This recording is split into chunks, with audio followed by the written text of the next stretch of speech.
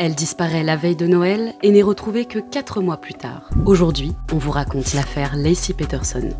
Laci et Scott Peterson se rencontrent sur les bancs de l'Université d'État Polytechnique de Californie. Entre eux, c'est le coup de foudre. Ils se marient en 1997 et emménagent à Modesto, une petite ville à l'est de San Francisco. Quelques années plus tard, en mai 2002, Laci est enceinte de leur premier enfant, un petit garçon qui s'appellera Connor. Le couple se réjouit de cette nouvelle, mais l'accouchement n'aura jamais lieu.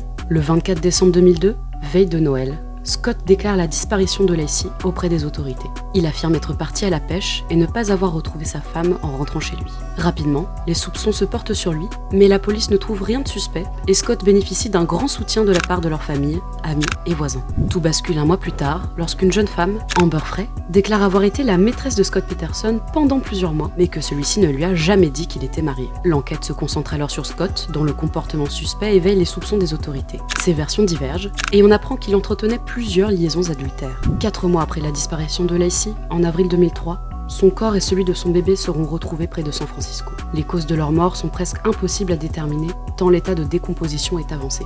En novembre 2004, Scott Peterson est jugé coupable du double assassinat. Il a été condamné à la peine de mort et est détenu aujourd'hui dans le couloir de la mort en Californie. Il continue de clamer son innocence. Cette affaire, qui restera gravée dans les mémoires américaines, est décryptée dans la série documentaire American Murder, Laci Peterson, disponible sur Netflix.